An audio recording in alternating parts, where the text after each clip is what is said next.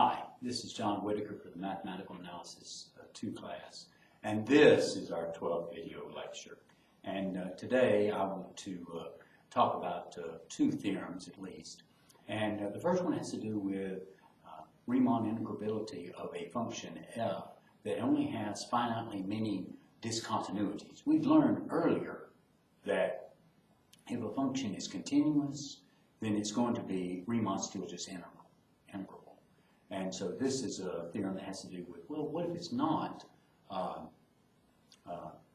continuous everywhere, but only has finitely many discontinuities? Well, if you get a special characteristic with the alphas, you can say that f is going to be Riemann still just integrable.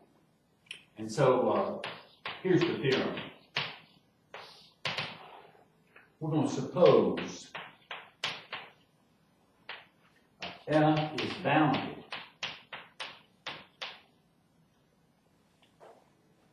on A to B. F has only finitely many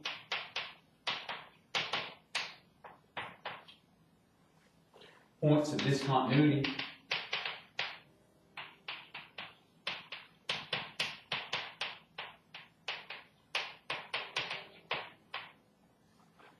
And alpha is, here's the characteristic alpha these have, it's continuous at every point at which f is discontinuous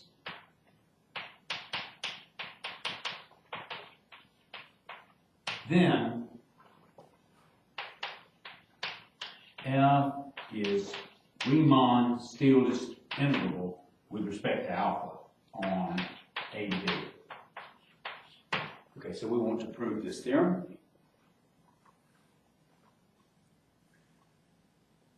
The way that we're going to prove this theorem is we're going to use a fact, and that fact is that f will be Riemann still just integrable if and only if, for each epsilon greater than 0, there exists a partition of A to B such that the upper sum of that partition minus the lower sum of that partition is going to be less than epsilon. That's the main fact we're going to use to prove this theorem. So we're going to produce such a partition. So here's the proof. We let epsilon be greater than 0 be given.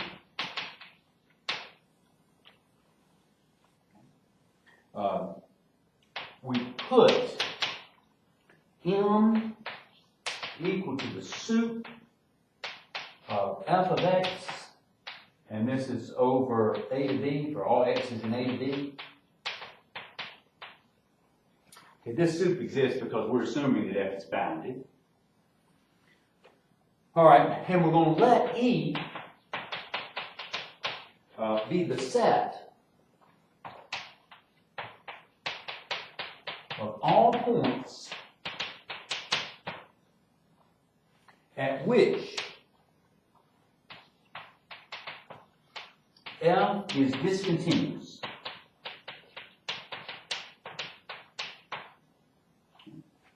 Now, what we know about those points is that there are only finitely many of them. So, since E is finite, then we can label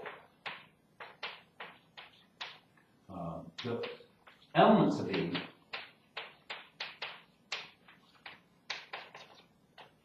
okay. So here's what we're going to label them.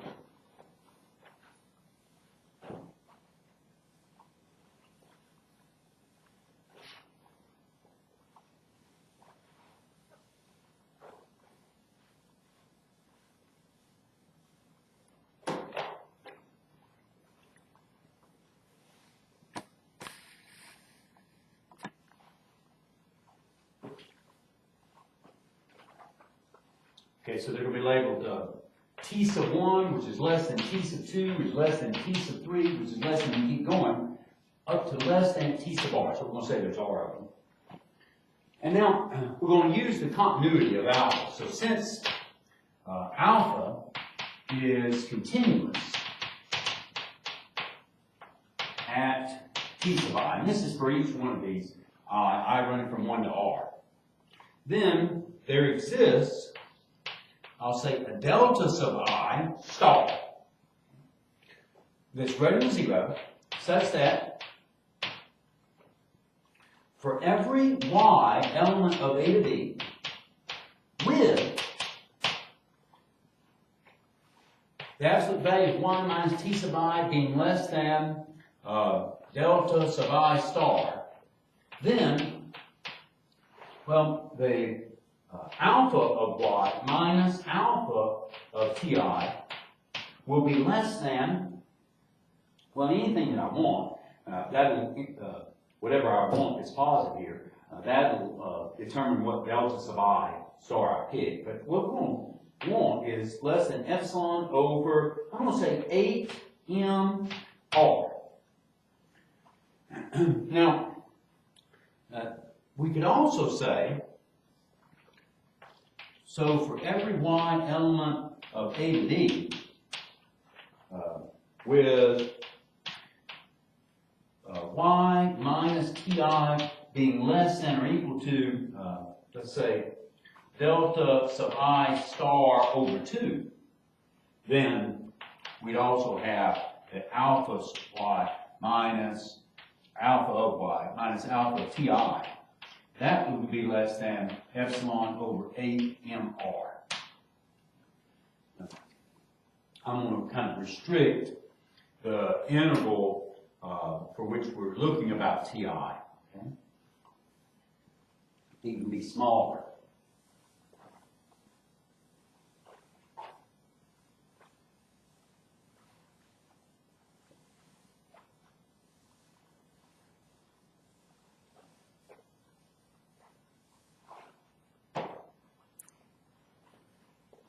Okay, now we're going to break this proof into cases. And so our cases that we consider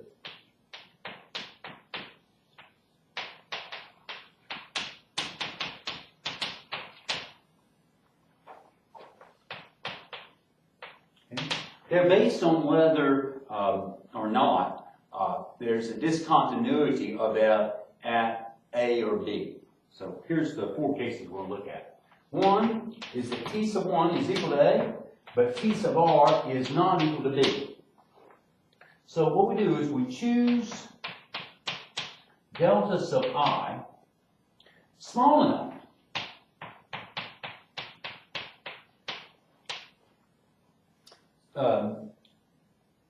such that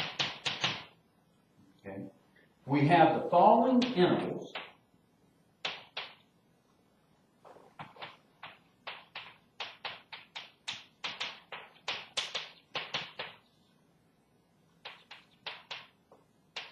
Namely, we've got A up to A plus delta sub 1 over 2. Then I'm going to say T sub 1 minus T sub 2 minus delta sub 2 over 4 up to T sub 2 plus delta sub 2 over 4. These closed intervals, okay, these are closed intervals. All the way up to the last one is going to be T sub r minus delta sub r over 4 up to T sub r plus delta sub r over 4. Closed interval. Are in A to B and they are all disjoint. So there's no overlapping. And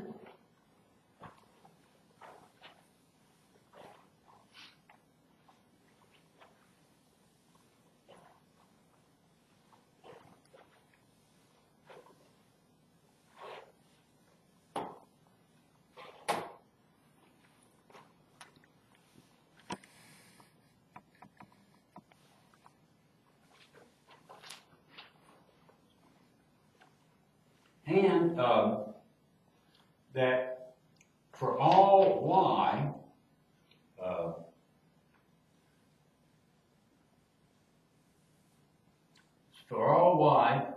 with, so for all y,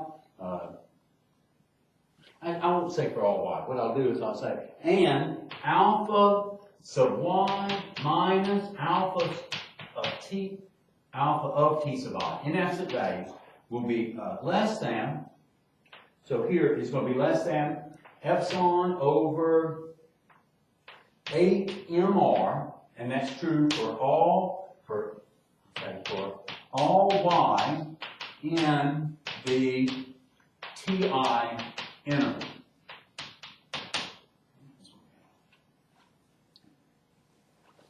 Okay, and then we have case 2. That's where t sub 1 is not equal to a, and t sub r is equal to b.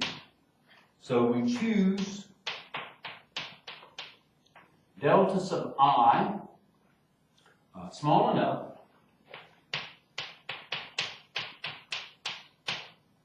such that here we have t sub 1 minus delta sub 1 over 4 up to t sub 1 plus delta sub 1 over 4, all the way up to, let's say, t sub r minus 1 minus delta sub r minus 1 over 4 up to t sub r minus 1 plus delta sub r minus 1 over 4. And then lastly, the last interval is going to be b minus delta sub r over 2 up to b. Okay? That is going to be, that all these intervals are in a to b and are disjoint.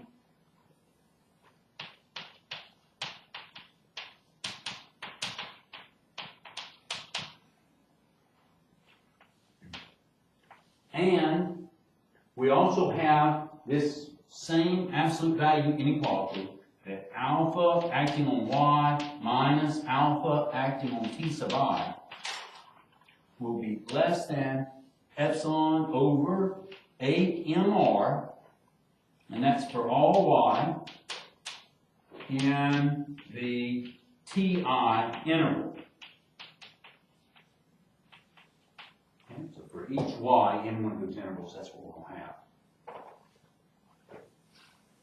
Two more cases to consider, very similar.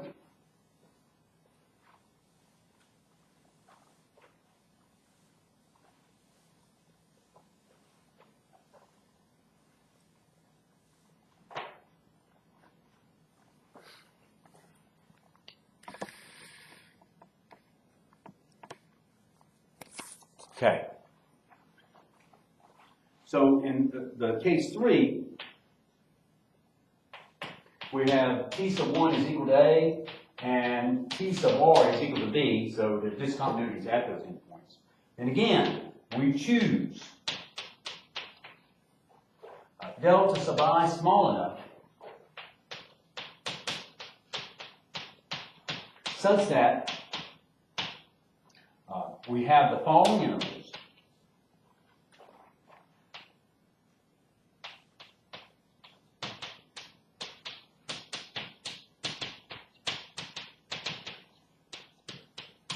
Okay, so here it's going to be a plus delta sub 1 over 2,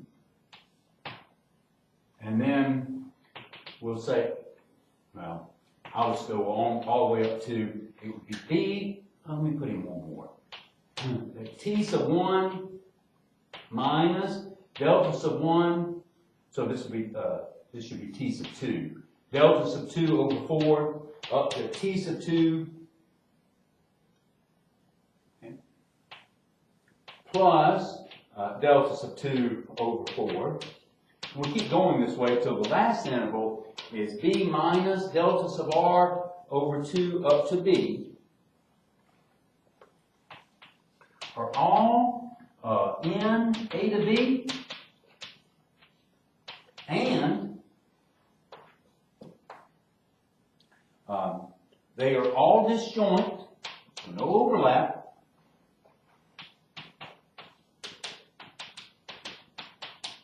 And the alpha of y minus alpha of t sub I is going to be less than epsilon over 8m times r, and that's for all y in the ti interval.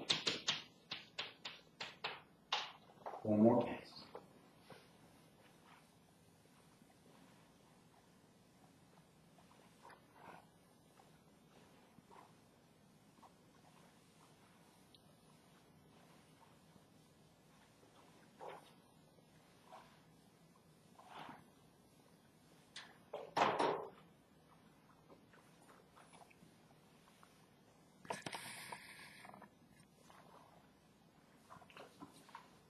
Okay, so the last case, case 4, is where T1 is not A and TR is not B, meaning that the function f is not discontinuous. It is continuous at both A and B.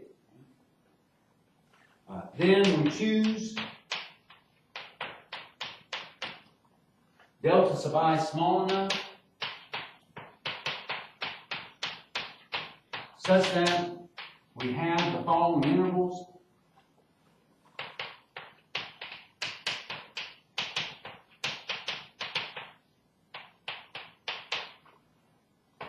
That is, we have t sub 1 minus delta sub 1 over 4 up to t sub 1 plus delta sub 1 over 4, all the way up to, here I'll say t sub r minus delta sub r over 4 up to t sub r plus delta sub r over 4 are in A to B, and they are all disjoint.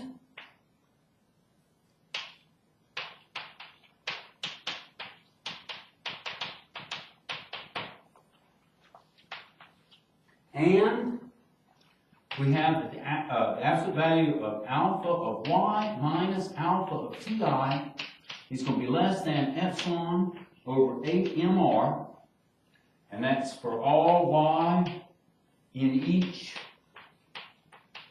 ti interval. Okay. Now, these were closed interval in each cases that we were looking at, okay? So that's something to keep in mind.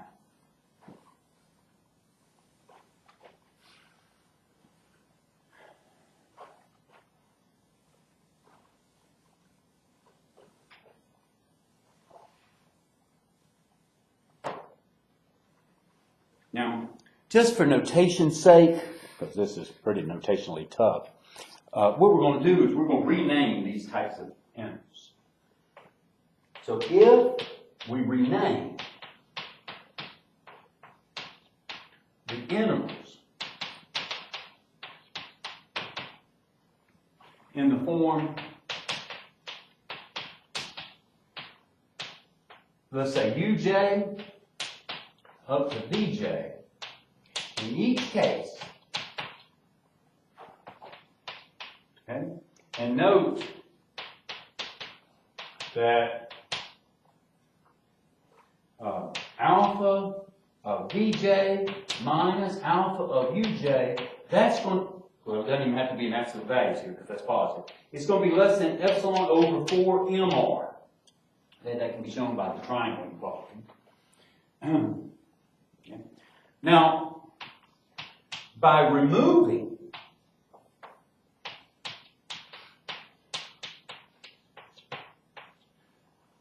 the intervals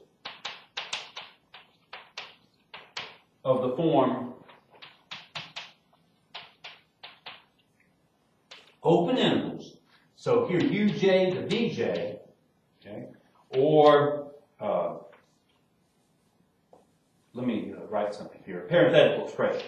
Or from a to a plus delta sub 1 over 4. And this is in certain cases. I think this was case 1. Or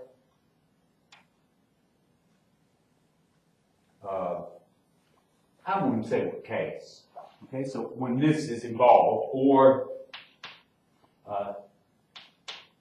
b minus delta sub r over 2. This wasn't over 4, it was over 2.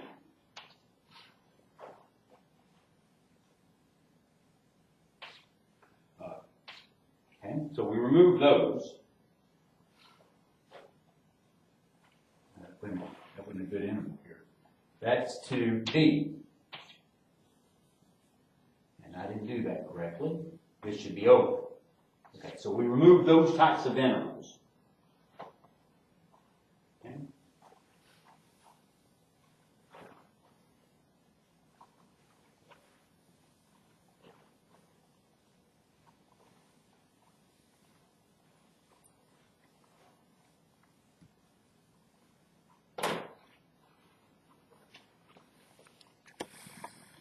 And what we're going to be left with along the number line, so we remove those from the interval from A to B to form a set we'll call K. Okay. Then K will be compact.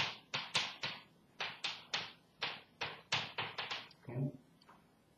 It'll be the union of compact sets and thus compact. And so, since F is continuous on K,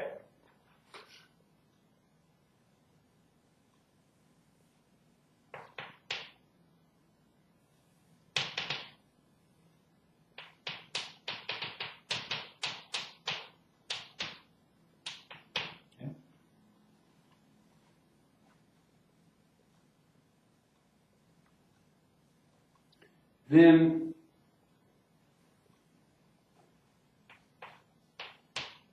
why is F continuous on K? It's because all the points of discontinuity have been removed when we take out those intervals. Then F is uniformly continuous on K. So what that means is there exists a delta greater than 0 such that f of s minus f of t will be less than, and here's the positive guy I'm going to pick, epsilon over 2 times the quantity alpha of b minus alpha of a. Okay. 2 times that. And that's for all s and t element of k with s minus t inside absolute values being less than delta. Now what we're going to do is form a partition based on what we have.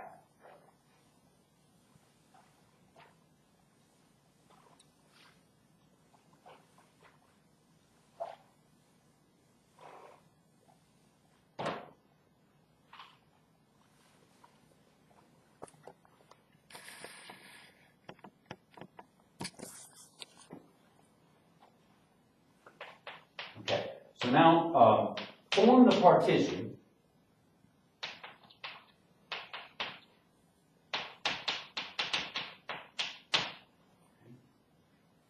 P by x sub naught is equal to A, x sub n is equal to B, so I'm partitioning A to B, and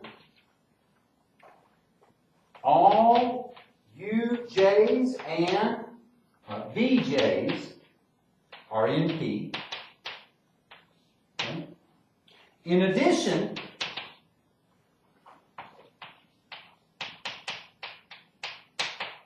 add enough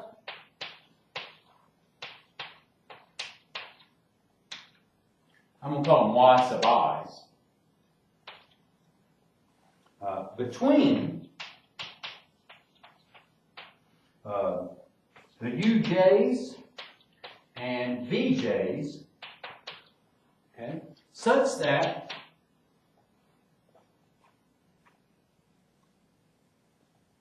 the yi's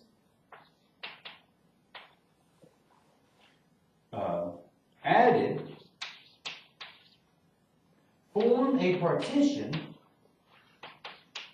So if you rename the partition points with x's, that x sub I minus x sub I minus 1 is less than delta for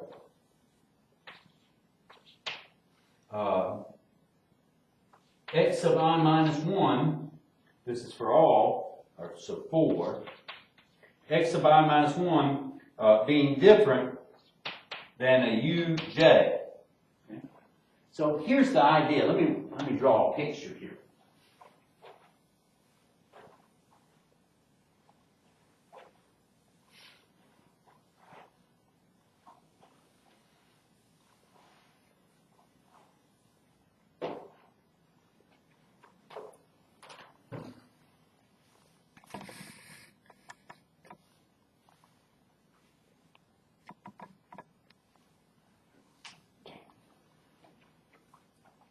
So pictorially, here's what we're doing. We got the number line here, and here's A, and here's, let me draw it way out. Here's B. Okay, so this side. And so here's A, and maybe this is U1, and this is V1. And then later we got a U2 and a V2. And maybe a U3 and a V3 here. Okay? And so in between, some region between before, if you will, or between the intervals from UI to UJ to VJ. What we do is we add points, Y1, maybe Y2 here, and other ones. And so what we do is we form these subintervals through our partition, and we've got these Y1 and Y2s, you know, in between here again, in between here again, maybe in between here again. And so what we do is that we control things like this. Okay, this is controlled in terms, when I say controlled, this is controlled by, okay, so on this, they're controlled by the F's, by F, okay? And then here, from the U's, they're going to be controlled, if you will, by the alphas. What do I mean by that? I mean, in the sums, the upper sum minus the lower sum, these quantities over these subintervals, the summations are going to be made small by controlling them by f's over these subintervals and the alphas over these subintervals. That's the idea.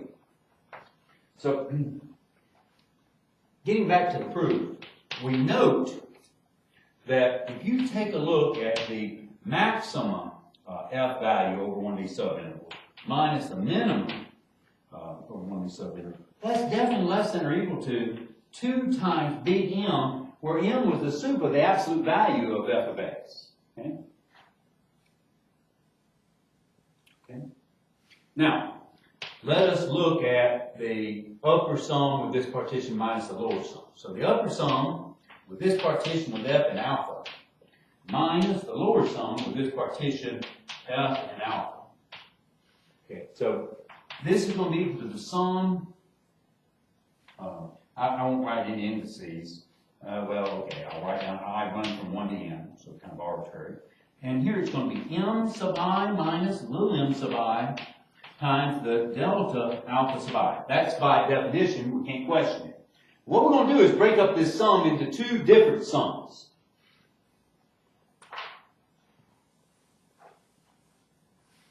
And it's just going to be over subintervals, if you will, i's, where the subintervals either have points of discontinuity or don't for f. Let me write that down.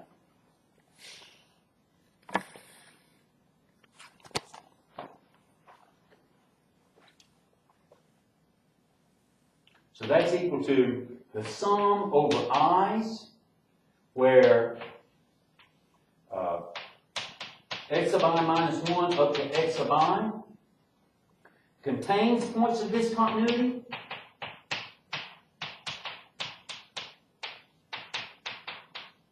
Of f. And so here this is m sub I minus little m sub I times the delta alpha sub I plus sum over i's, where the x sub I minus 1 up to x sub I does not contain points of discontinuity of f.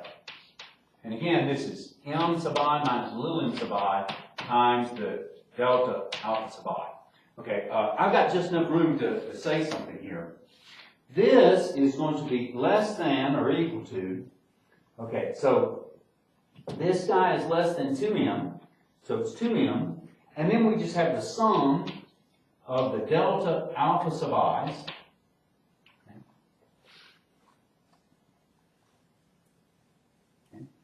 and then plus, here, this would be, if you will, a sum.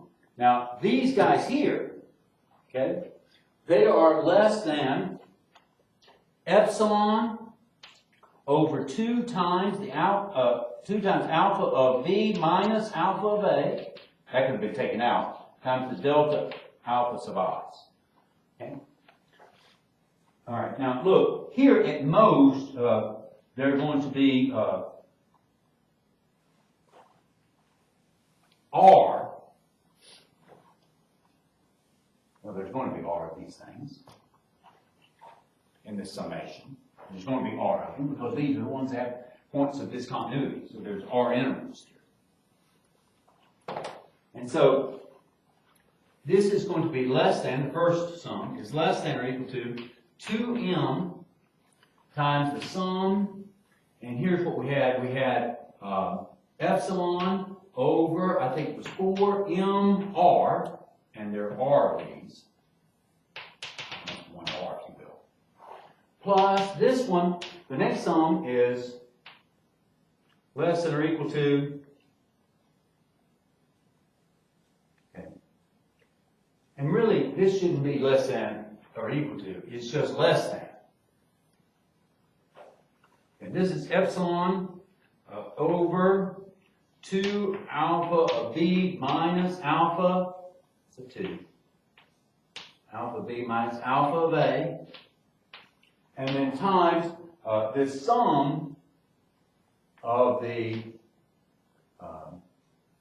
alpha sub i's. I'm going to tell you that that's got to be less than alpha of beta, alpha of b minus alpha of a.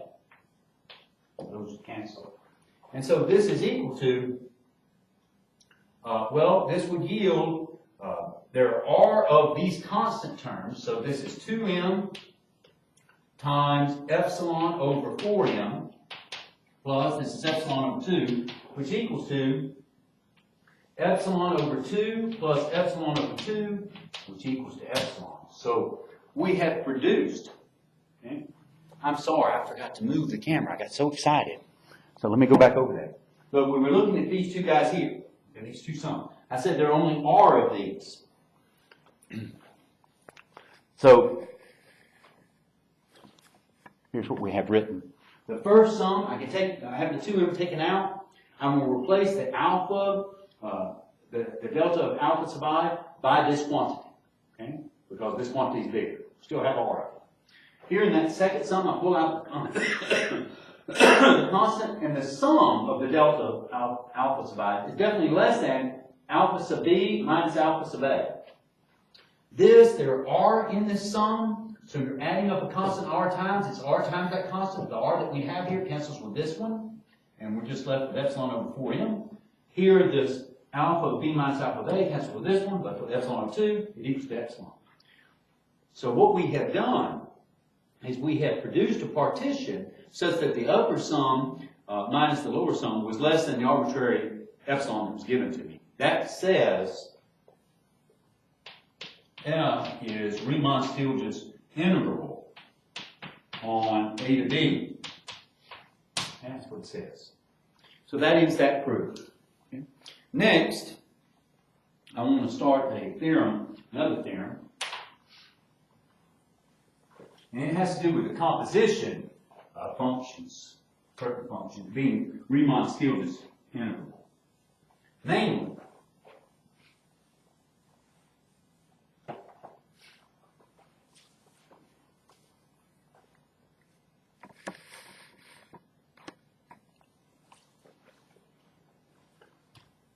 the theorem has a problem. It says, suppose f is Riemann-Stieltjes integral on a to b, that little m is less than or equal to f of x, which is less than or equal to big M, that we have this function phi is continuous on the interval from little m to big M. Gosh, that's a terrible place to have big M. Okay?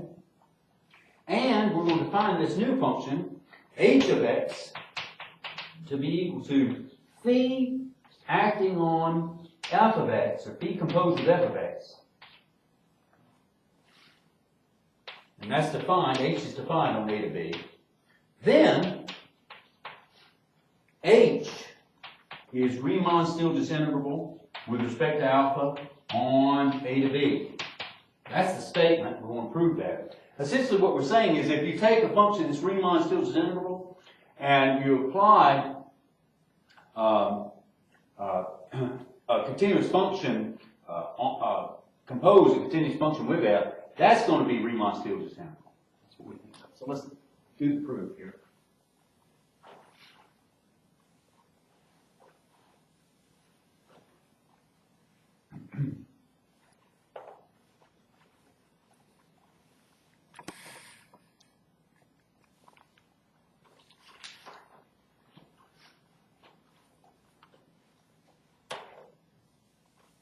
Okay, so the proof, we're going to use that theorem again, I believe. So we're going to let epsilon be greater than 0 be given. Okay. We want to show, we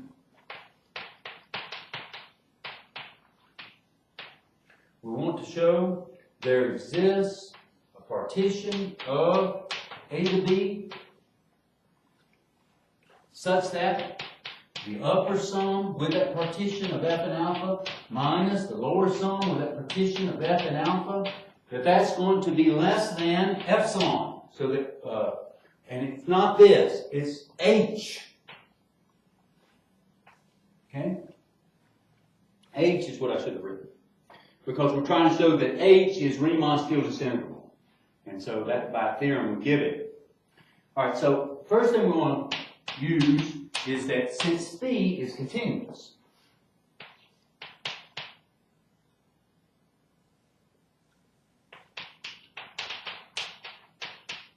on this interval from little m up to big M, okay, then phi is uniformly continuous on this interval from little m up to big M. Okay. So, what that tells me is that there exists a delta greater than 0 such that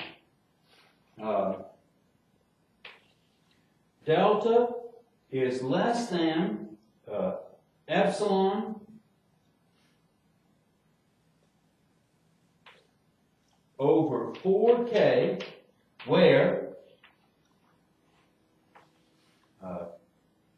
k is going to be equal to the supremum over little m up to big M of phi of t inside absolute values.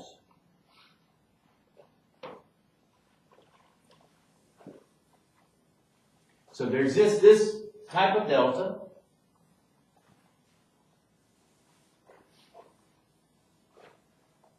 And what does that delta give us?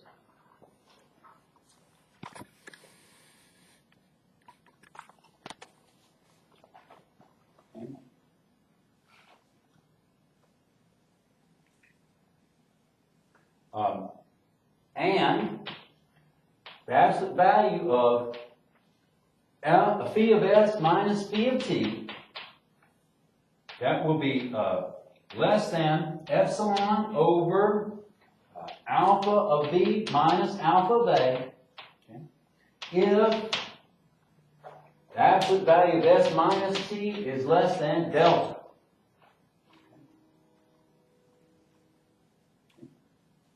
Where s and t are elements of the interval from m up to big M. Okay. Now, since f is an element of Riemann's field disintegrable functions with respect to alpha on a to b, there does exist a partition of a to b. Say, let's give it symbols, p equal to x naught all the way up to xn. So let me put x1 in as well. Okay. Such that upper sum with this partition and f minus the lower sum with this partition and f is going to be less than, we're going to pick delta squared. Now that delta is already given to us. Okay.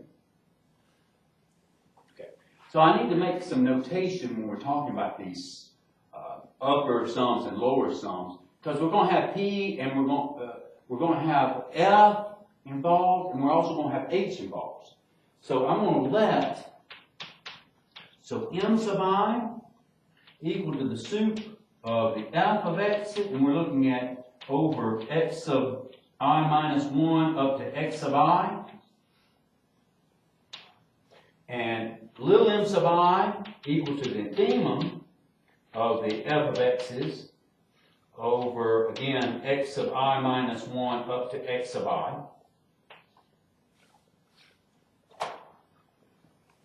And now we're going to have some other big M's and little m's for h.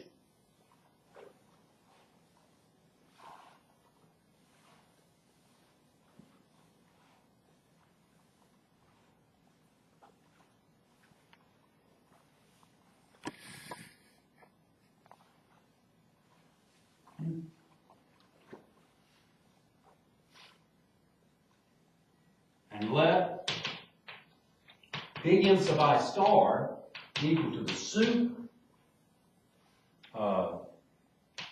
from x sub I minus 1 to x sub I of h of x, okay, and little m sub I star equal to the infimum over x sub I minus 1 up to x sub I of h of x. So we got that notation. And then we categorize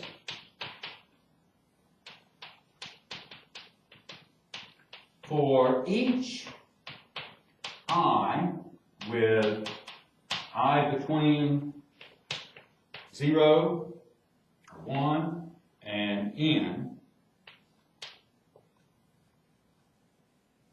Yeah. Okay. 1. That's what I'll put here. And n into two cases.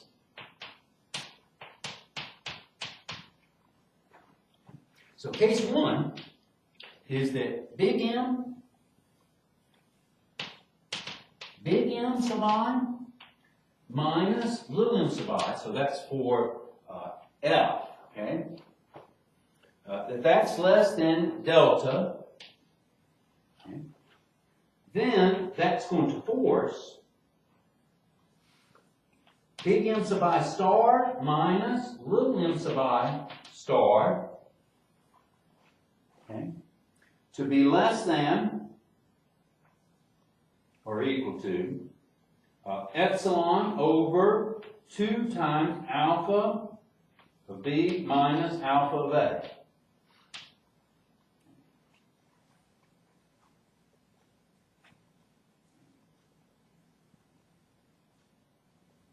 That's what we have. I have made a mistake, small, and it was in our definition here, so I could see it. In our statement over here, where I had about the fees, the bound of the fees, it's going to be less than 2 times this. Okay, that's what we're going to put here. That's what's making this last statement. Okay, so let me go back. So make that change. I'm sorry. Okay. We're back here. Okay, and then case 2.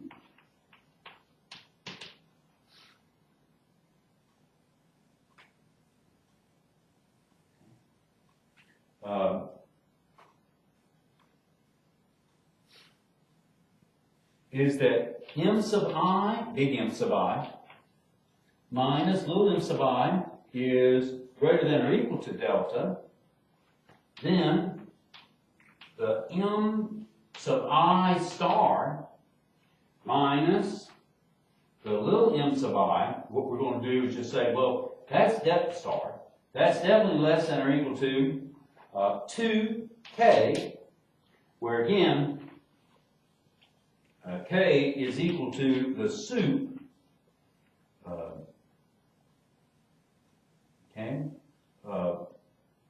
of over all little m to big M of the absolute value of phi of t. That's a reminder, we'd already defined it.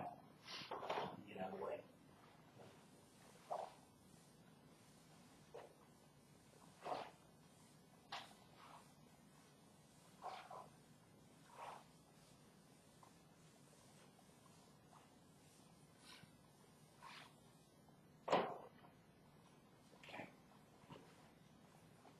Now, let us look at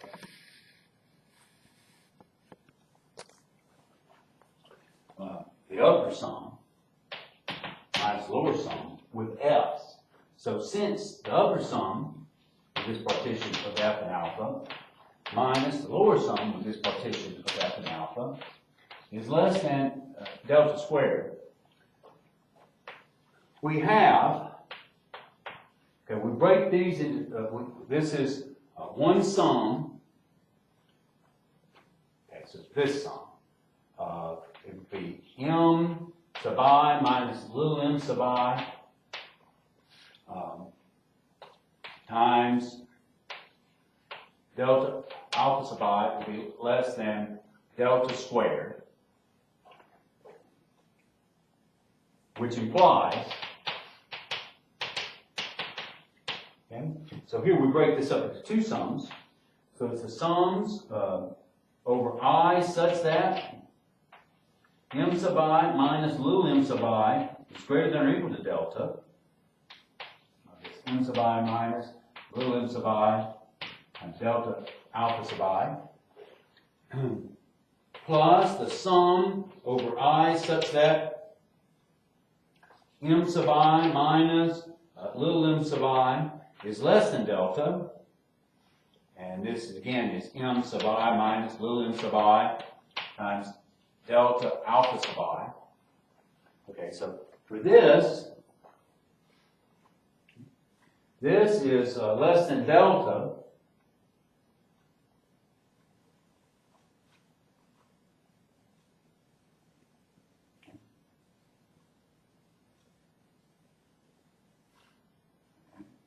Wait just a second.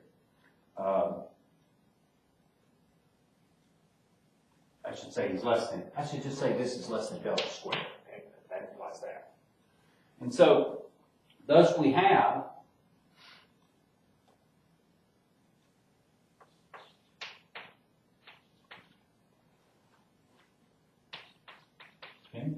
that the delta times the sum, let me write this over here, excuse me.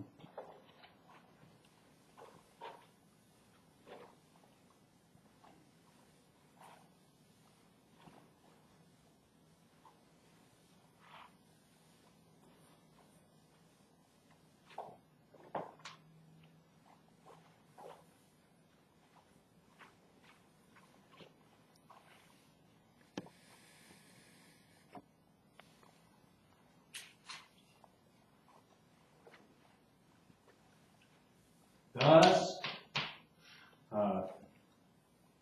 the delta of the sum over all I such that m sub I minus m sub I is greater than or equal to delta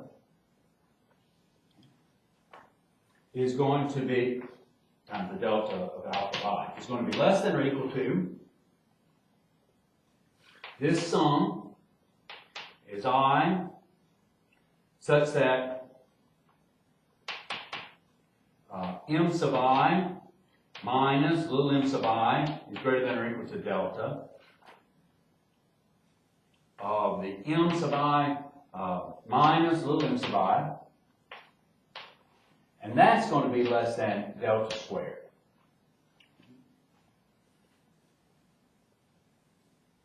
Okay, listen, that's not so hard to see. Okay, let's go back. So, these are positive quantities.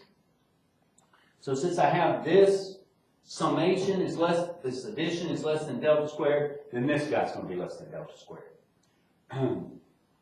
That's what I'm writing here.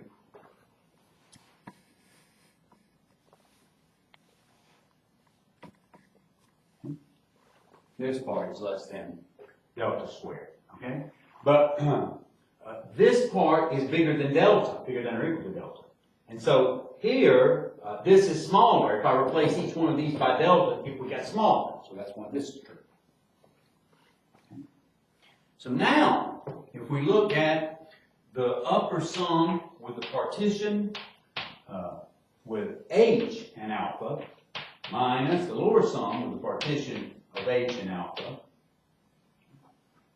it can be rewritten as the sum over i's such that m sub I minus little m sub I is less than delta of m sub I stars minus little m sub I star times delta alpha sub I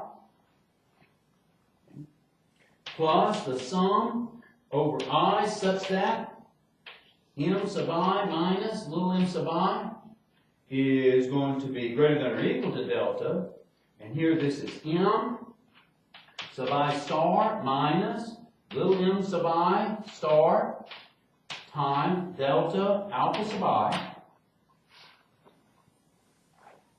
Okay, so that's exactly what the upper sum minus the lower sum is. So we're splitting the main summation, that is the upper sum and lower sum, into two different sums based on the m sub I minus little m sub I quantity.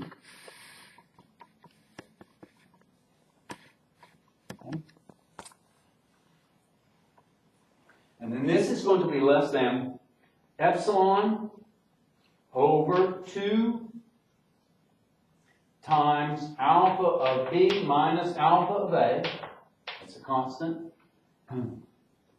which we can replace the m stars by, the subtraction of m stars by, times the sum as I runs from our i's such that, again, big M sub I minus little m sub I is less than delta of alpha sub I, plus, this is 2k times the sum over the i's such that